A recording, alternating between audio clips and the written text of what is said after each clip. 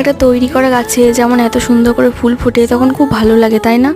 এই গাছটায় দেখুন কি সুন্দর ফুল ফুটেছে। তবে দেখুন এই টবের এক পাশটা কেমনভাবে ফেটে গেছে, তাই ভাবলাম যাই এটাকে রিপোর্ট করে দিই। ঠিক সেই মতো আমি মাটি প্রস্তুত করে নিয়েছি। মাটির সাথে কিছুটা বালি এবং ভার্মি কম্পোস্ট দিয়ে আমি টবের নিচেতে পাতা এবং তারপরে মাটিটা দিয়ে গাছটাকে ভালোভাবে সেট করে নিয়েছি এবং পাশেও দিয়ে দিচ্ছি। কিন্তু দেখুন গাছের গোড়াটা কতটা শক্ত, তাই গাছটাকে ভালোভাবেই কিন্তু সেট করে নিচ্ছি নাড়িয়ে নাড়িয়ে। যদিও এই গাছটা কিন্তু ফ্ল্যাট টবে বেশি ভালো লাগে, কিন্তু বাড়িতে যেহেতু এই টবটাই ছিল তাই আমি এই টবটাতেই লাগিয়ে দিচ্ছি।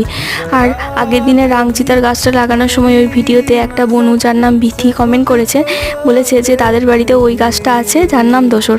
ধন্যবাদ বনু, তোমাকে অনেক অনেক ধন্যবাদ আমার ভিডিওতে কমেন্ট করার জন্য। এবং লাস্টে আমি গাছটাকে খুব ভালোভাবে জল দিয়ে ধুয়ে দিলাম এবং গোড়াতেও অনেকটা জল দিয়ে দিলাম। আজকে আসছি, আপনারা ভালো থাকবেন, সুস্থ থাকবেন, দেখা হবে পরের ভিডিওতে।